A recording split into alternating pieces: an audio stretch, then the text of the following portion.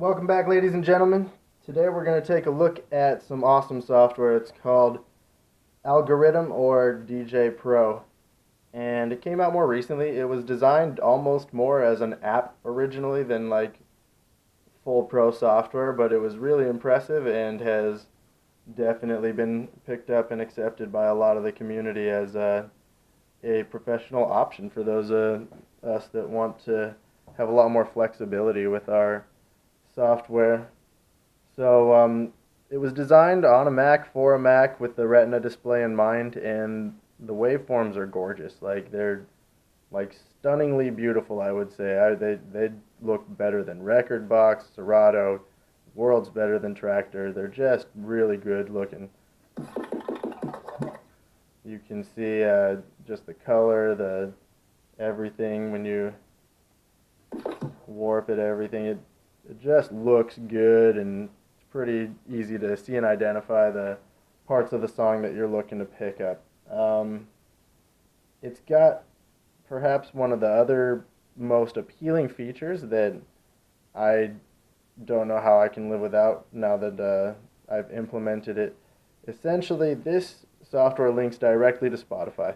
So for $10 a month, you have 40 million plus songs at your fingertips. You can just stream directly off the internet. You can search any darn song off of Spotify and load it into your software here. And once it's done streaming, you need a good Wi-Fi signal.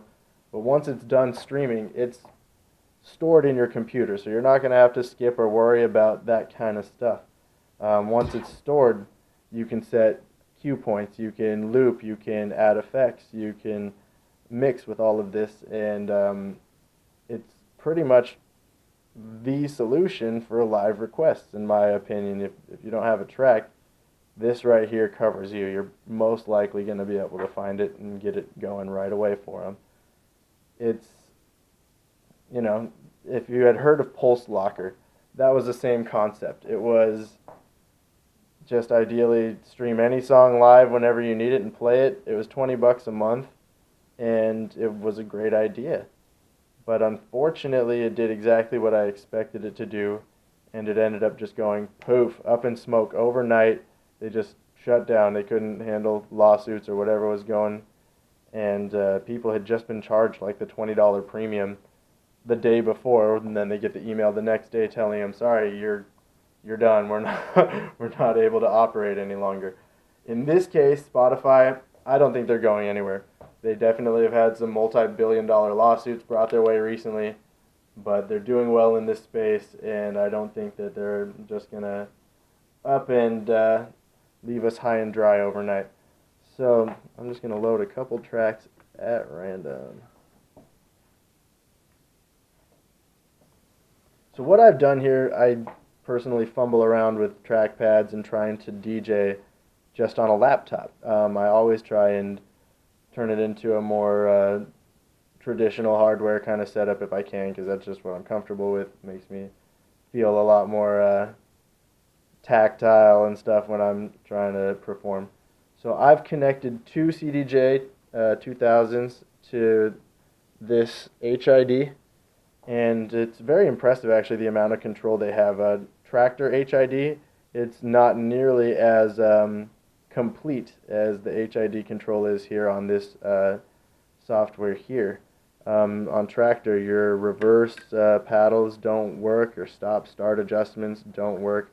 It's actually pretty limited. Pretty much everything here has a function which makes sense within the software, and it's really impressive. So this is not music I have on my hard drive.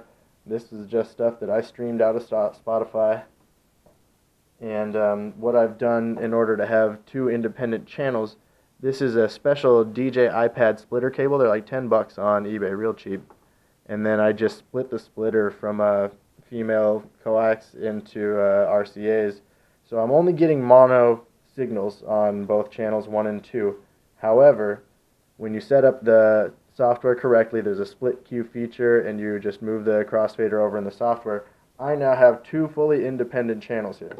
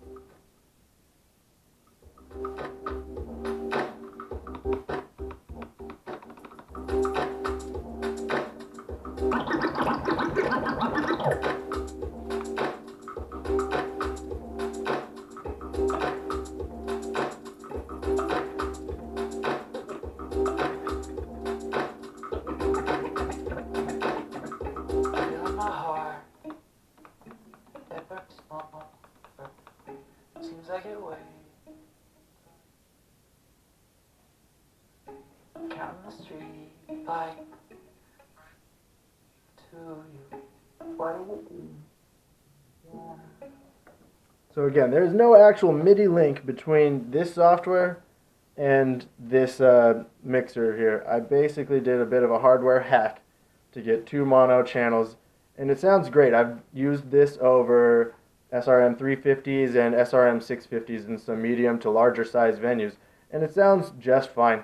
However, you probably couldn't rig this hack up to a $30,000, $40,000 club sound system and have it sound nearly as good as you would if you were running fully standalone out of something with an amazing sound card like these DJs here.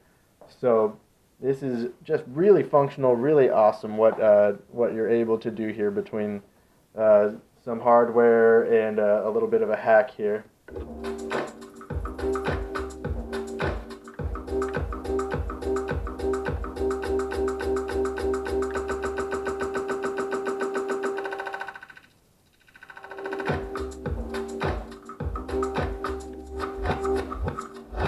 Even the slip features.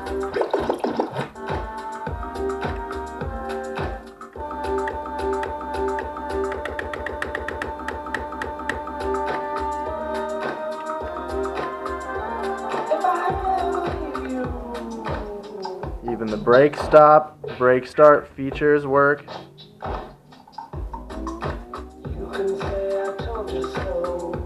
On this one you have a nice visual reference, and you can even cue master sync. This is an older one. This is not this is an NX2. This is older, so you don't have as much access to features on the hardware as you do with this turntable. But it's still really impressive what you can do between the two of them, and the amount of functionality that is built into it.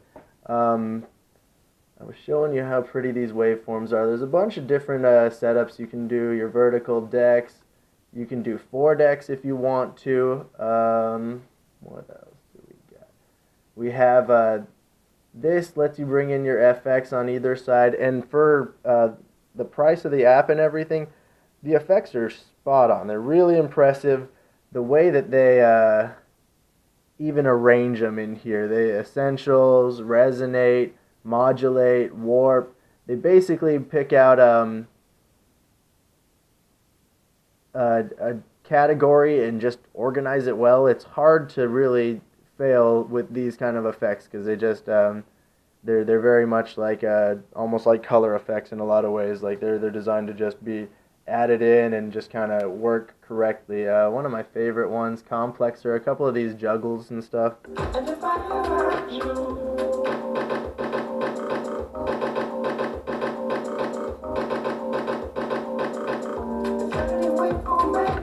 this is just basically like an auto slicer kind of thing, but it's got a lot of cool, good sounding effects. Powered by Isotope, one of the good old school names in the FX game. It's got a bunch of this stuff which isn't so useful on a laptop. Just kind of whatever. But on the iPad version, it's actually kind of handy sometimes if you want to do some beat transitions by hand and stuff. And you can change it up. There's a bunch of different ones. You know, you got your Snoop Dogg. That's important. So that's cool. This was interesting too. They have like a vinyl mode.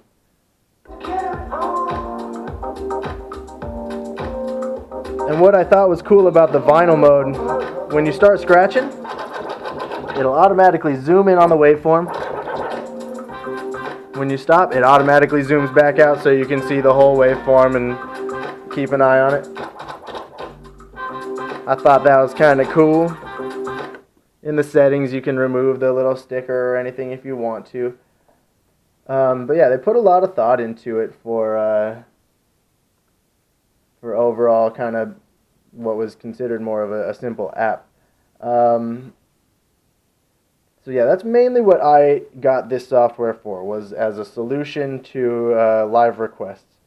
And I love the heck out of it. I've done smaller shows where I'll put this on deck 2 and use my CDJ running my USB stick and then kind of go back and forth between the two.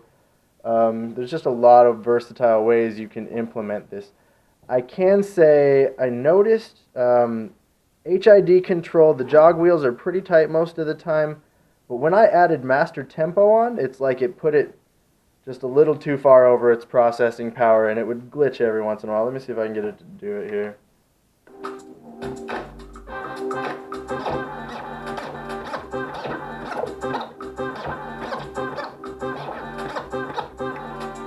I don't know if you can catch it. You can even see it on the LED. You can see it on the screen.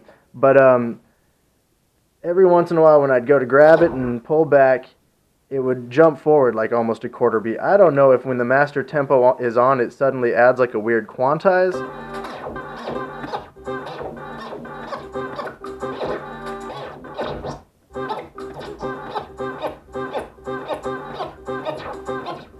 But without it on, I didn't see that. And it does it on both the NX2 and the 2000. Yeah, it seems like it had a tendency to jump forward almost like a quarter beat or even backwards if you're trying to forward spin it when the master tempo or beat lock or sync lock, pitch lock, whatever the heck they call it on other softwares was activated. Other than that, though, it was pretty darn tight, and I don't have too much complaints about the jog wheels. Let me show you guys. This is how I typically use the software.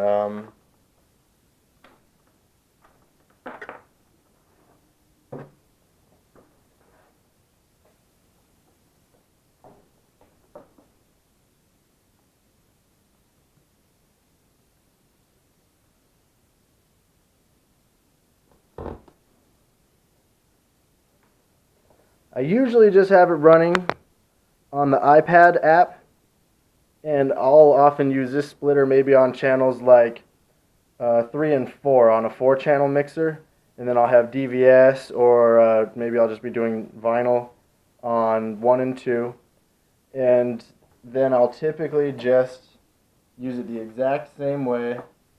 You can load your songs right out of Spotify still. They even have DJ genres to look through.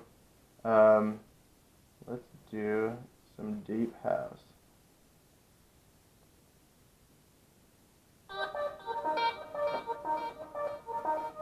Now the iPad app, it's kind of cool because it has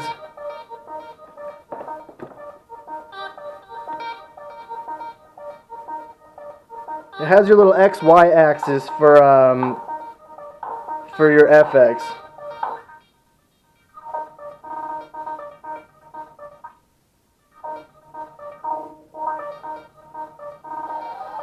So essentially you can control the high pass, low pass filter, and either the unit of length that it's applying the effect at or some other parameter just based off of one finger on the pad.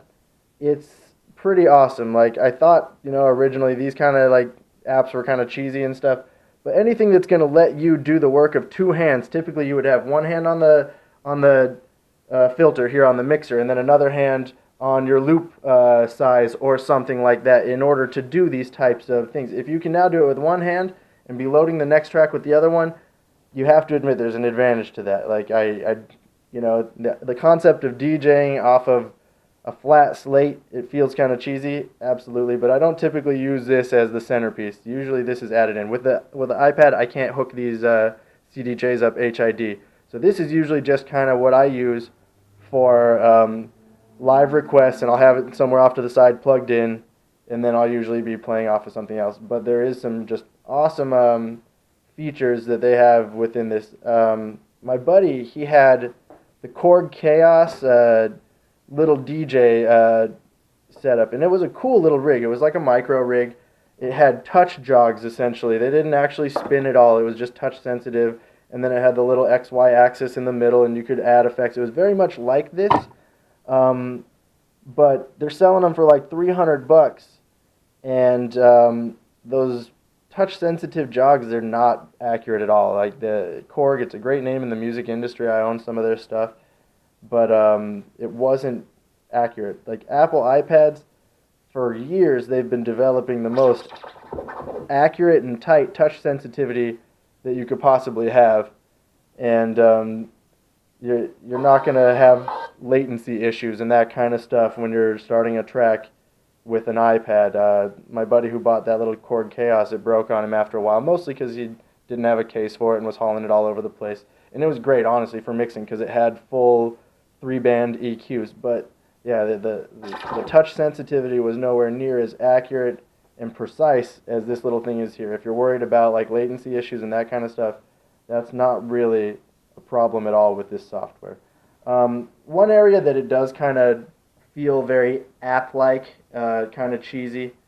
It's got a lot of air push ads. It's always trying to get you to upgrade to the new DJay Pro 2 or whatever. That's pretty much the only thing that really kind of bothers me, where it feels kind of app-like. This software, they call the iPad app a separate software, so you have to buy this one. If you want it on your laptop, like I was showing you, where you can plug in HID controls, they call that a separate software. I think the iPad's about $30.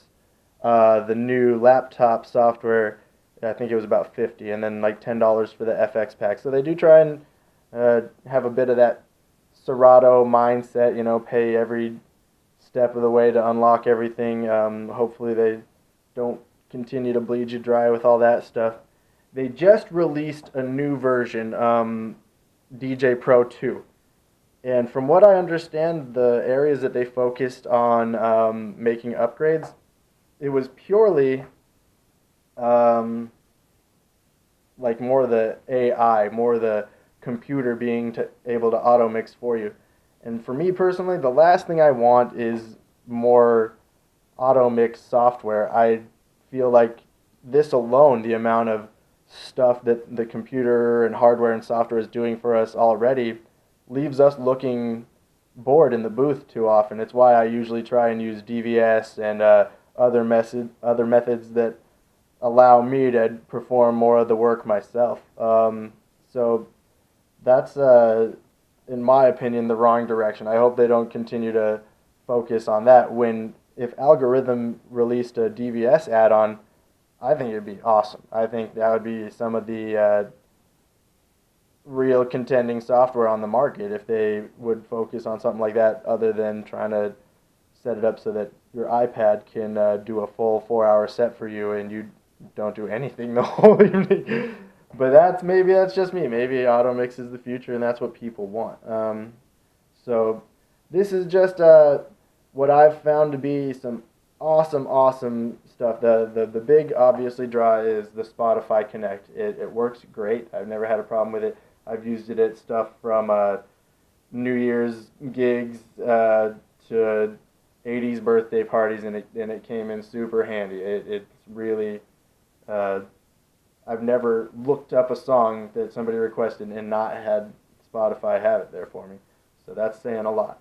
I would definitely recommend it. I think for the price, it's an amazing deal compared to some of these other long-term established softwares that are out there really nickel and diming you for every little thing. I have Rekordbox now, but yeah, I hate the evil Empire Pioneer. I wish there was an option out there that worked better for me, but unfortunately it doesn't seem like I was going to be able to avoid it too long. So check out DJay Pro, check out Algoriddim, because the versatility it gives you, and in my opinion the problem it solves is worth every penny you pay to get the stuff. And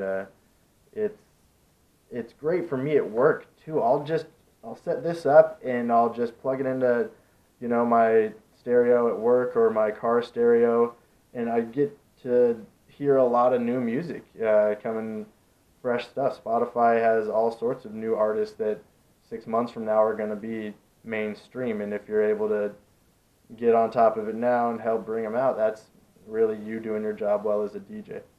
So I do highly recommend it. It's very versatile, very useful stuff, and I hope to see them making new versions that focus more on DJ tools rather than auto mix kind of features and stuff like that. Love you guys. Have a great day. Take it easy.